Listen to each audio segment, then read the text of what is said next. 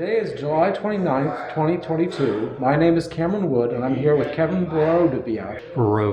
We're here at the Place for Us Apartments in Cleveland, Ohio, and we're going to talk about the gay community in Cleveland. Kevin, can you please say and spell your name for me? My name is Kevin Borowiak, B as in boy, Orowiak. Thank you. Where and when were you born?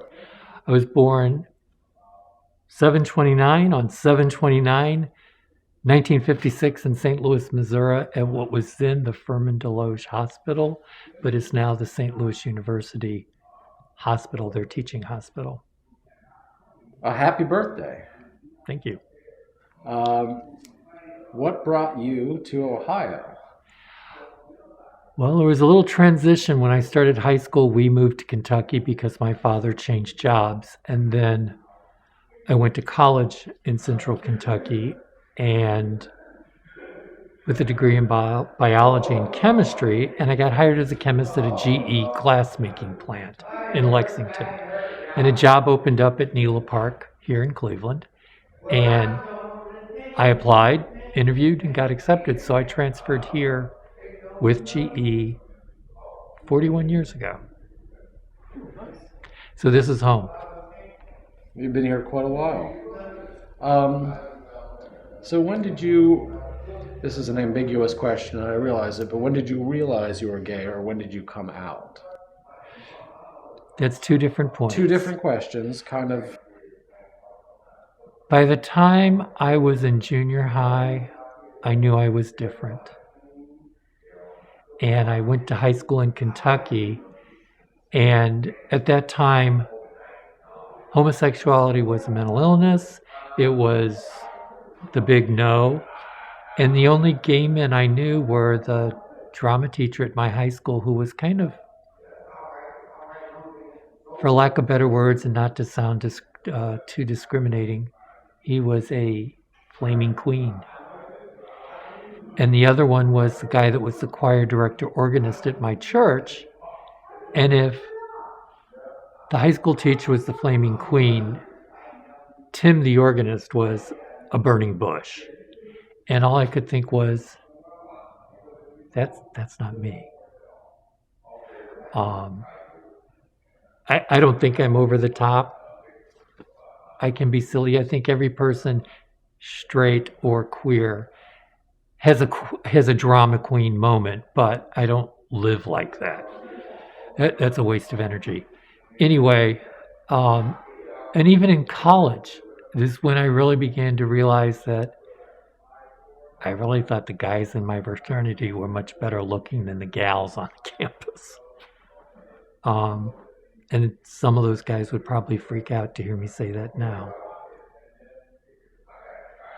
But it wasn't until I'd been married for 10, 11 years, went back to graduate school, and 6 years after that, 6.5 years later, finally took the time to acknowledge how God made me. And I hate the expression coming out. I think it's how each queer person comes to the reality is their business, and how they want to interact with their friends and society from that point forward is their business as well, but everybody makes it their business.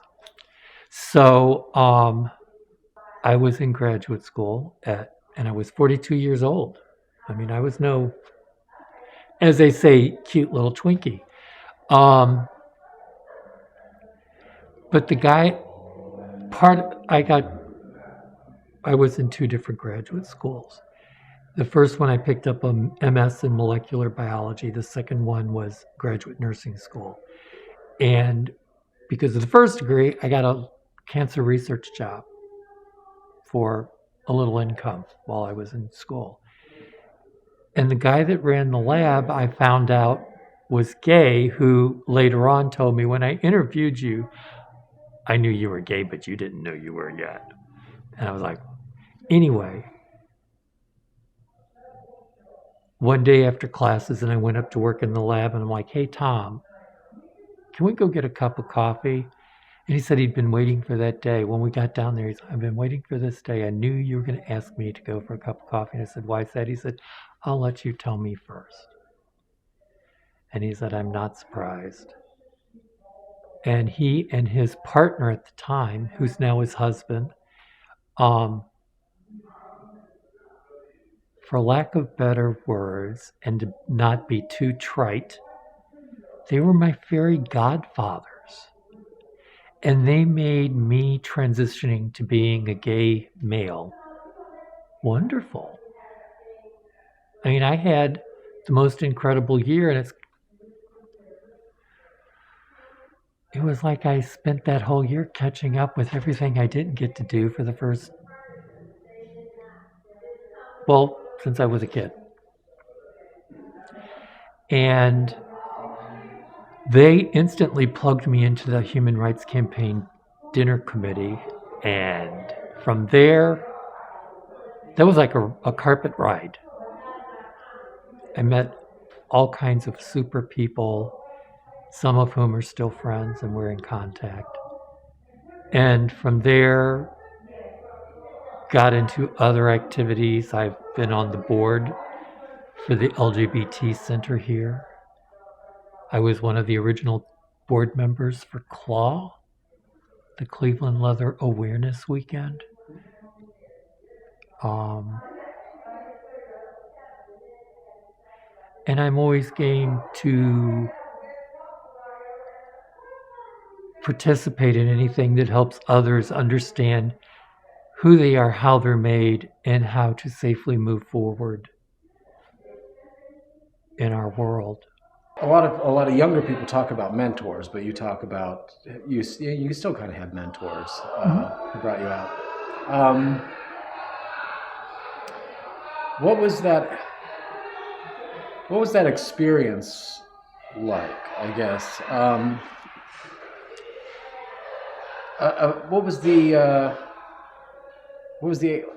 was your first step? Where did you go to? Because I was a graduate student, the first round at Cleveland State, the third and fourth year, I connected with their university counseling. And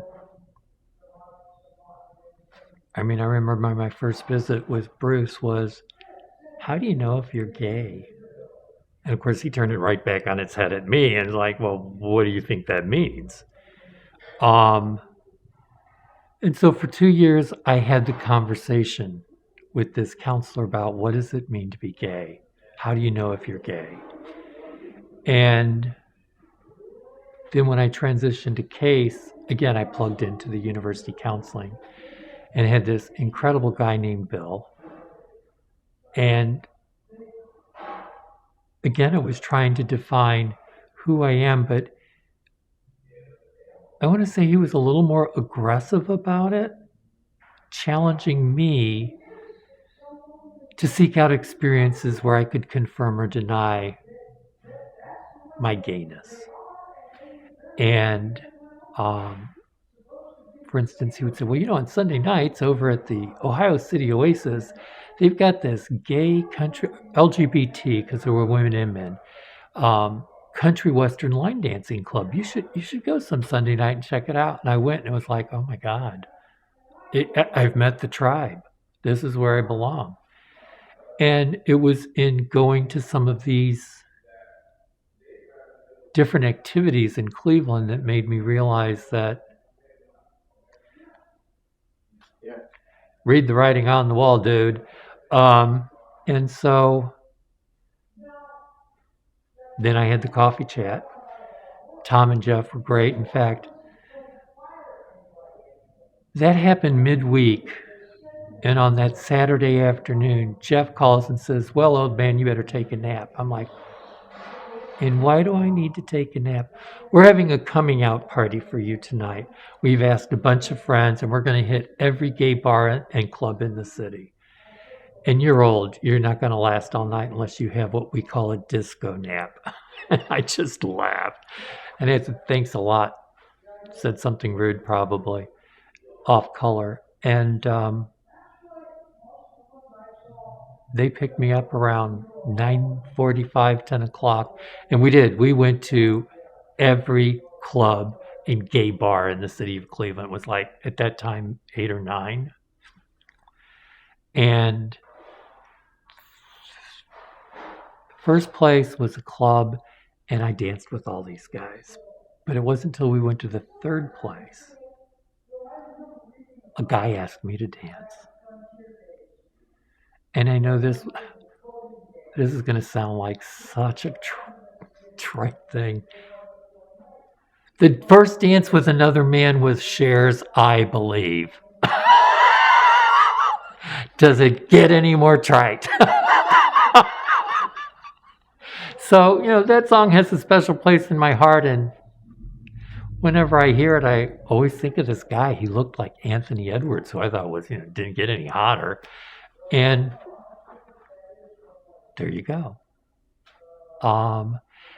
And as I told friends how I'd finally come to recognize who I was, everybody was really supportive. There was only one person that made it problematic. What do you mean you're gay?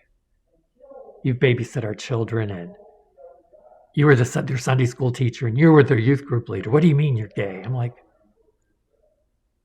oh, and you were married. I was married to a woman for a little over 10 years.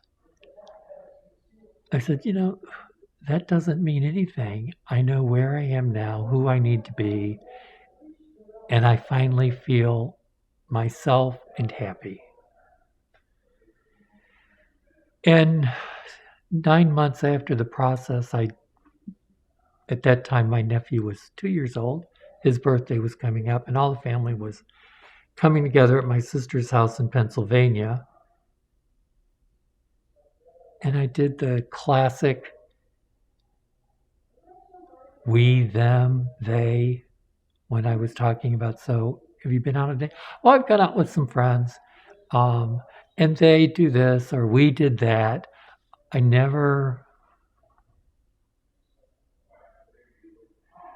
didn't betray anything about the fact that I was gay to my family.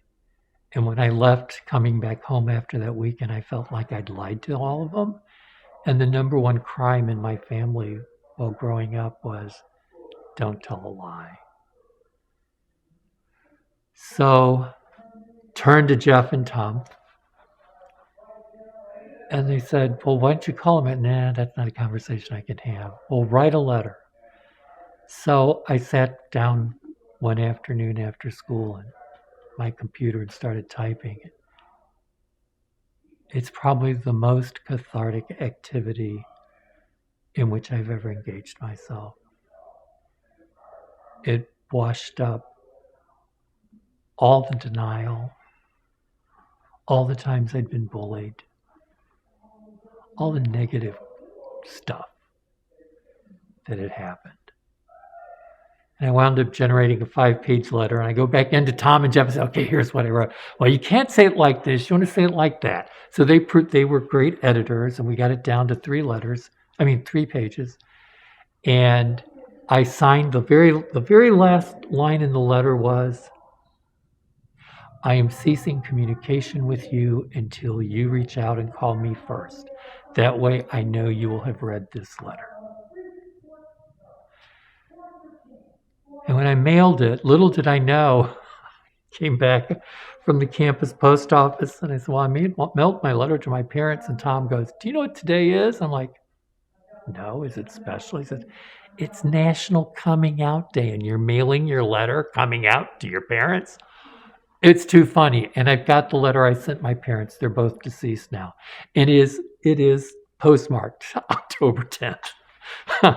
So there you go. And the next day, my youngest sister in Pennsylvania calls. I got your letter. It's no big deal. I'm a flight attendant. I work with lots of gay men. It's no big deal. I love you. You're my brother. Don't worry about it. The next day, which was a Friday, my sister in Richmond, Virginia calls and says, I got your letter today. You're my brother. I love you. Be who you need to be. Be happy. If that means being with a man, be happy. That's the most important thing in life. Be happy. Be yourself. Saturday morning, my parents called. It was a whole different conversation. It was 3.5 hours long.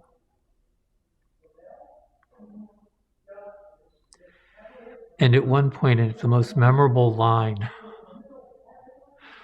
my father graduated from high school in 1951. And his comment was, Kevin, I don't know what all this means, because when I was in high school and somebody said they were gay, it just meant they were happy. And I didn't know whether to cry or laugh at that point. And fast forward a few years, and my father dies. And at that point in time, I've met somebody. We bought a house together, blah, blah, blah. And it was he died the Monday before Thanksgiving. And my sisters and I are burning up the phone wires. Do this, do that. We want to do this. What do you think? Or what's your opinion on this? Blah, blah, blah. Planning the funeral and everything. And at 11 o'clock that night, the phone rings. I'm like, okay, now are we going to pick out a hymn for the service or what? Answered, it's my mama. And she says, Kev, you are not coming down here by yourself, are you? I said, well, no, Mama, I'm coming with my partner. And we've already reserved a room at the hotel there. There were several in their town. We reserved a hotel. And we're going to check in there, and then I'm going to come over to the house, and I'm going to respect the wish you made in our previous conversation that I could be gay all I wanted to within 100 feet of the house. But when I was on your property, I was your son and I wasn't gay. She goes, oh, forget all that. You come by the house first before you check in at that hotel. And besides, all the beds are taken here. I've got a room for it. I'm glad you've got a room. I was going to offer to pay for one. I'll still pay for it. So it's a 10-hour drive to where they lived. And we drove down and we get to the house.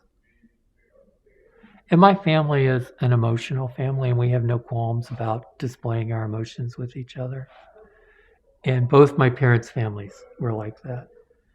So I arrive, we come in the back door, and my mom and I just look at each other and hug each other and just stand there and cry for about, 15 minutes. She pulls away from me and she looks at me, well, you must be John. It is so nice to meet you. Everybody, this is Kevin's friend John. He helped him drive down here. Well, my aunt and uncle sitting on the couch, whose youngest daughter is a big old lesbian, look at each other and says, that's not a friend. That's his boyfriend. So the next morning at the funeral home, my cousin comes up to us, well, I'm so glad we're family twice. And I looked at her and said, Susan, what are you talking about? She said,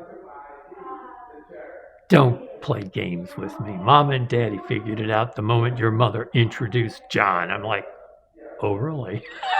So then we started talking about that. And my father's funeral wound up being my coming out party to my family. And by the time I left Thanksgiving weekend, even my mother just loved John. And what cemented it for her was, at this point in time, my nephew was 5 and she had a babysitter. And I said, why are you getting a babysitter? Just let John babysit. He's had 8 nephews and nieces. He's totally cool with a 5-year-old kid. And, oh my God. He painted the moon to her because he was so good with my nephew. And at one point during the weekend, my nephew comes up to me, he goes, Uncle Kevin, can John come out and play with me now? And my mom was sitting there when it happened. So anyway, moving forward, that relationship broke up, and I was the second resident to move in here. It's not been everything it was advertised, and that's because of the financing. But I'm still active within the LGBT community as much as I can. COVID is really trim that down. But I learned about Stonewall Sports League. And this past Wednesday night was our bocce ball tournament. I played in the bocce ball league this summer. Oh my God. What a hoot. And there were enough people playing that they had 24 bocce ball courts set up. And there are at least 8 people on every team, 2 teams on a court. You do the arithmetic. And so every Wednesday night for a couple of hours, it was just like going to a playground and being with your tribe and being silly and outrageous. And most people had adult beverages, so they were even more sillier and more outrageous, as bad grammar as that is. And I can't wait to do it again next summer. So there's my welts around the bush a few times. Tell me what the claw weekend is like. Well, my ex was into leather, which some people will consider a pejorative or a negative thing. But the one thing that I learned from him, and it's the biggest lesson I've learned in life, is that the rainbow flag is the representative symbol of our community because each stripe can represent something different. It can represent gay, lesbian, bisexual, transgender, questioning. It can represent lipstick lesbians, men in leather, men in uniforms, men in sports gear. It opens the door to thinking about a broad spectrum of different flavors. And more importantly, you have the freedom to be whatever flavor makes you the happiest without any judgment. And it was how I learned to suspend judgment so that when somebody tells me, oh, I'm Bob, and hey, I'm into this, or I'm like this, or I like doing this, and I'm like, oh, that's cool. And if they ask me to engage in this or that, I'll say, well, never done that before. I'm game to give it a try once, at least once. Or, tried that, not interested anymore in that. Thank you. I appreciate the asking. So, how's that for an answer? I was just wondering about, were there events during that weekend? Oh, yes. It started out as like a big bar party, and now it's a weekend for people into different aspects of fetish.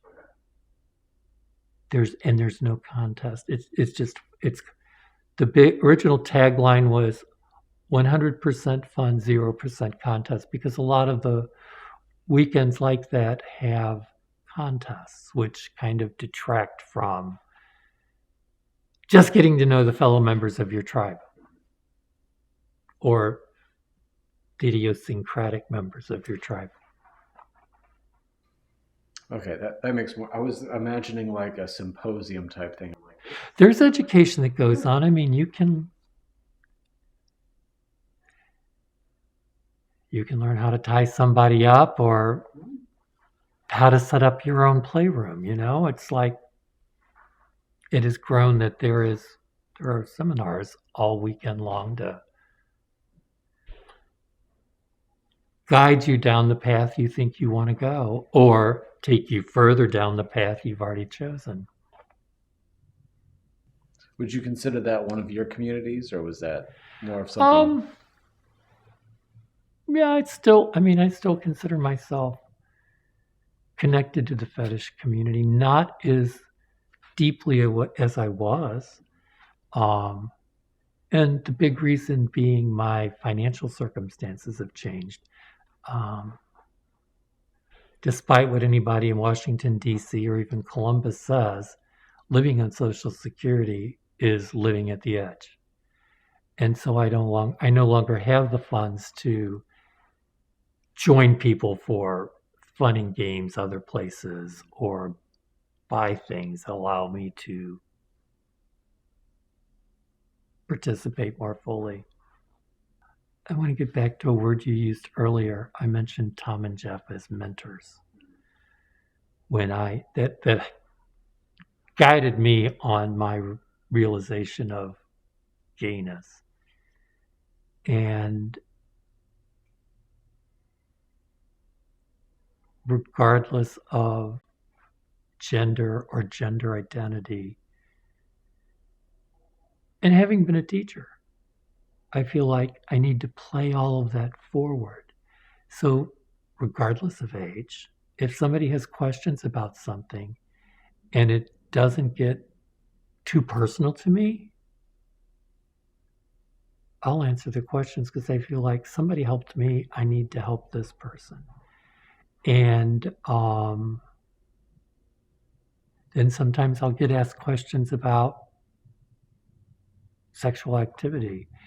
And again, depending on how well I know them, if I trust them, I can be very frank. And geez, I used to be a sex educator for high school kids.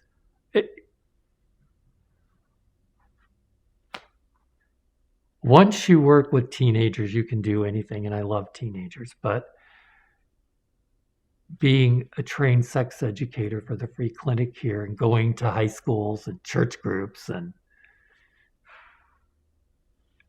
it's no big deal. In fact, when I was a teacher, one of the kids came up to my door. He goes, "Yeah, Mr. B, how do you know if you've got an STD?" And I'm like, "Well, yeah, Sean, that's a good question. Why are you asking?" "Well, I've got this friend that's concerned." I said, "Well, I can't answer that question out here, but we'll talk about it in the room." So I closed the door, pulled the shade, like that was going to protect me, and took roll. And I said, "Okay, folks, I got asked a question. I didn't identify who asked it." I said, "But I got asked a really good question, and it makes me want to ask all of you some questions. How many of you know about STDs? Which ones will kill you and which ones can you be cured of?" And that was the entree we always used in sex ed was, and my only base rule was we will use biological terms, no gutter, street, or slang. If you don't know the word, I'll tell you. If you don't know how it works, I'll tell you that too. And for an hour and a half, I had a brutally frank discussion with 12 kids from the inner city about STDs and sex. And in retrospect, that was pretty wild. And so using that as my foundation, again, I just feel like there's anything, if I have the knowledge and you have the question, I'm happy to share the answer. And I also learned in teaching, if you don't know the answer, don't lie, because you'll lose every bit of trust those kids have in you. So, that's a great question. I don't know that answer. Let me go check it out and I'll get back to you. And that's what I do. I go and look it up and make sure I'm understanding what the answer is or the shades of the answer, and then go back to this person and, okay, this is what I found out. Sometimes that prompts more questions, some pretty bold questions. Again, depending on trust level and how well you know the person, some of those questions can get really hairy, pun intended. But unless we help each other, we're never going to succeed. We're never going to move forward. And the footnote to that is, if you're not out to your family, damn it, come out. If it means they kick you out, there are two types of family: your chosen family and your blood family. And sometimes the bonds with your chosen family are stronger than your blood family, and that's okay. So unless we can let the world know we're here, We're going to get painted into a corner. And I'm out of the closet, damn it. I'm not going back in. And I don't think anybody should. Be who you were made to be.